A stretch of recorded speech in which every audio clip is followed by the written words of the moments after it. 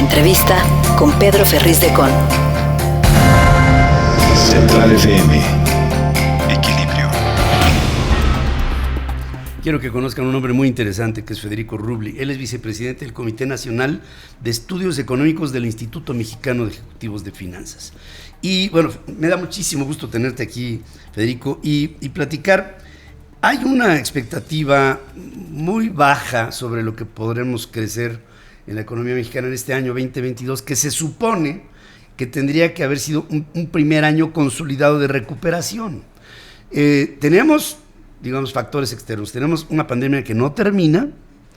Todavía sigo viendo aquí cubrebocas y sanas distancias, a veces no tan sanas, pero veo que sí, por la parte de la pandemia, no veo una campaña consistente de vacunación constante. En fin, veo elementos. Pero también hay un ambiente político que disuade la inversión o que espanta, y hay un ambiente, digamos, social en donde la violencia prevalece, no hay un ejercicio cabal del Estado de Derecho.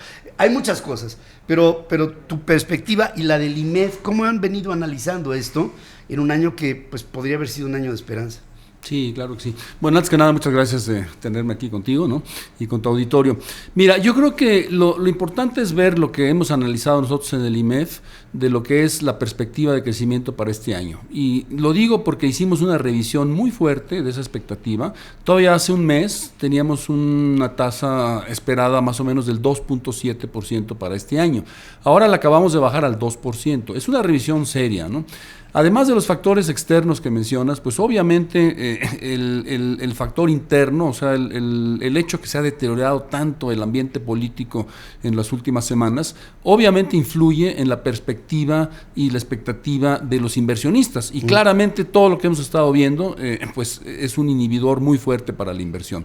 Y aquí la fórmula es muy sencilla, o sea, uno de los principales motores para que haya crecimiento es precisamente la inversión. Y la inversión la tenemos a niveles de 2011, o sea, imagínate que en ya más de 10 años... Desproporcional. No ha habido inversión, ¿no? El consumo, pues más o menos ahí va, muy golpeado por la pandemia, entonces no es un motor que pueda realmente estimular de una manera importante el crecimiento. Entonces, lo que nos queda de crecimiento nos viene de Estados Unidos, de la economía de Estados Unidos que motiva nuestras exportaciones. Entonces ahí es donde tenemos, digamos, la gran esperanza. Ahora, tengo que acotar algo de este 2% que estamos esperando. Este 2% lo calculamos o lo pronosticamos sin tomar en cuenta una posible aprobación de la ley de la iniciativa de reforma eléctrica así como está, porque luego nos dicen, oye, pero ¿qué pasa si se aprueba así como está la reforma eléctrica y si lo tomaron ustedes en cuenta en ese 2%? La respuesta es no. ¿Por qué? Porque pues hay mucha incertidumbre, no sabemos si esa iniciativa tal cual va a pasar o qué otra iniciativa va a pasar o si no va a pasar ninguna. Porque obviamente si incorporáramos en ese 2% la iniciativa así como está en el estado actual... Tendría que haber otra baja. Tendríamos, una baja dramática, o sea, pudiera ser una dramática realmente cerca de cero inclusive, ¿no? O sea, puede ser algo dramático. Entonces no lo hemos hecho porque estamos pues a la expectativa de ver qué es lo que va a pasar. Aparte, ¿no? Federico, por lo menos tenemos la ventaja de que no se requiere más que una mayoría simple para que pase esta iniciativa, lo que le da una posición a la oposición como en otras cosas no, pero aquí digamos que va a empezar a pesar de manera fuerte el que se conforme este bloque sólido. Ahora, en caso que hubiera ciertas modificaciones, que fuera una reforma a la industria eléctrica light, vamos a poner así, que no engorde, de todas maneras no creo que resultara muy promotora. Habría que analizarla y habría que ver si este parlamento abierto que se ha organizado verdaderamente se tomará en cuenta en algunos de los argumentos que son más pesados que el plomo, ¿no? Claro. Pero que desafortunadamente pues hemos visto experiencias anteriores con parlamentos iguales en donde bla, bla, bla, se habla y al final dice, sí, pero Juan te llamas, y así es como vamos a querer que sea. Yo ahí no le veo mucha esperanza de que pueda haber una flexibilidad, no sé ustedes si se la vean. Bueno, de alguna manera pudiera ser que sí. Nosotros lo que queremos insistir mucho, y junto con otros organismos del sector privado, es que esta iniciativa, así como está, lo que hay que hacer es limpiarla de todo el aspecto ideológico y político y dejarla en una propuesta técnica. ¿Por qué técnica? Porque lo que necesitamos es reorganizar el sistema eléctrico del país. O sea, sí tiene muchas deficiencias, entonces lo que necesitamos es reorganizarlo, ¿no? Pero para reorganizarlo definitivamente no se requiere un cambio constitucional. Eso ya tiene tintes más políticos e ideológicos. Eso no se necesita. Nosotros lo que queremos es que haya un cambio en las leyes secundarias, un cambio en las reglas, una modificación en las reglas de operación del sector, que básicamente los costos del sector eléctrico sean realmente cargados por la misma industria y no por el presupuesto público. O sea, no tiene caso, ¿no?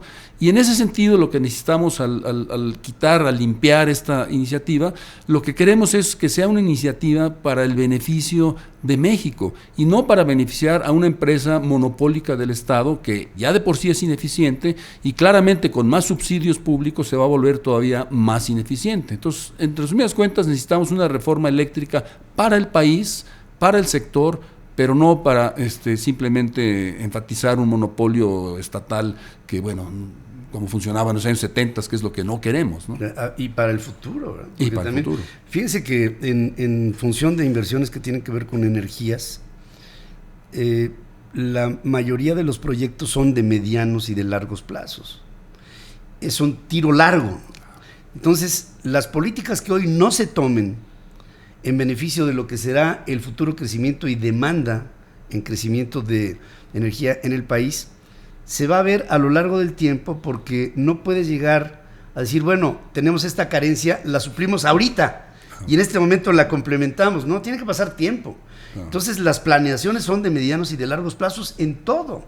Y un error ahora traería repercusiones, Federico, no sé, dentro de 3, 4, 5, 10 años. Sí. Porque pues hoy estamos viendo que errores del pasado nos dan carencias de energía en el sureste de la República o en el noroeste, como es el caso de las Californias, que también tenemos, y Sonora, que tenemos problemas, y Yucatán, ni te cuento, ¿no? O sea, son problemas muy graves que no se solucionan de la noche a la mañana. Y si tú ves la infraestructura de la Comisión Federal de Electricidad, hombre, pues las hidroeléctricas son las mismas, los nombres ya me los sé, desde las épocas de López Portillo, cara, y de repente por ahí una nueva, y con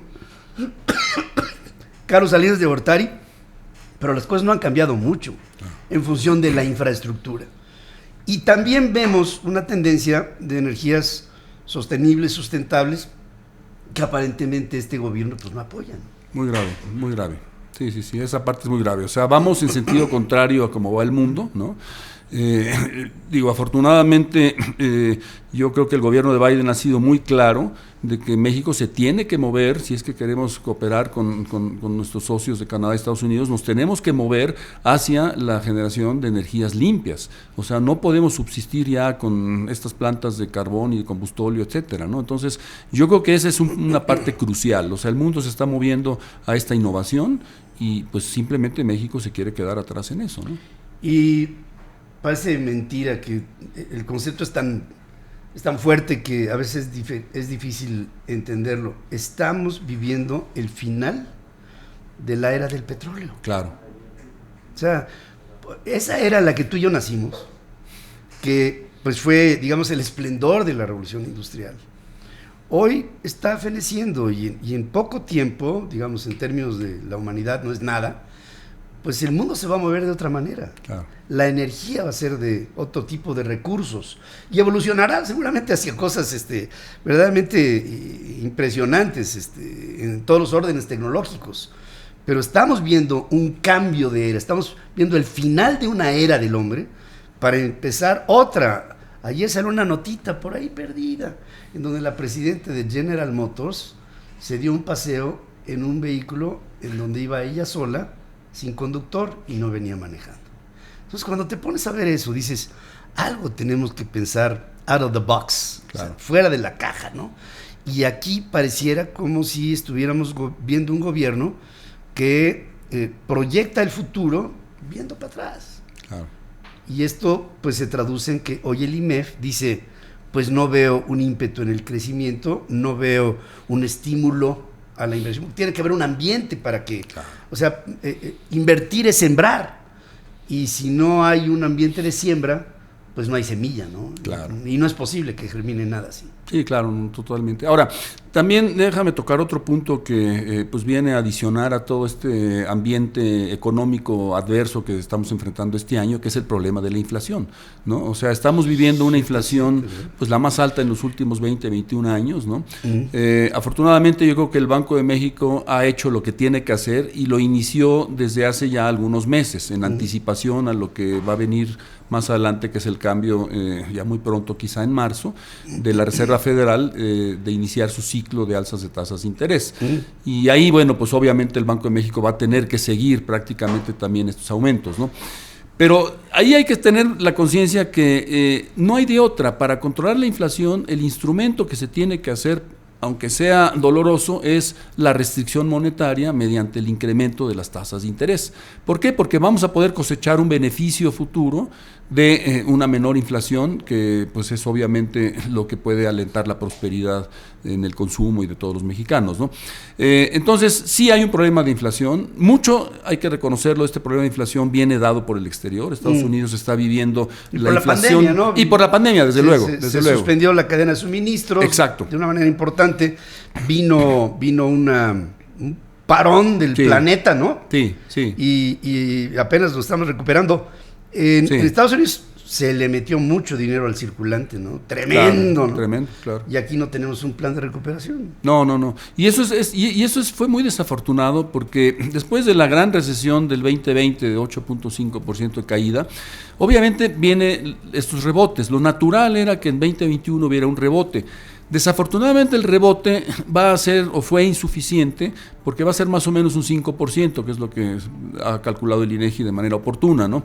Ahora va a salir el dato definitivo, ¿no? Pero yo creo que va a ser alrededor del 5%. Pero 5% es muy, muy insuficiente como un rebote. O sea, lo que queríamos era un rebote fuerte. Y que ese rebote te propulsara a 2022. Y sin embargo ve lo que estamos viendo, ¿no? O sea, si tenemos un 5% del año pasado y ponle que en el mejor de los casos un 2% este año, es 7%, versus un 8.5% del 2020, ni siquiera vamos a alcanzar a compensar la pérdida del 2020.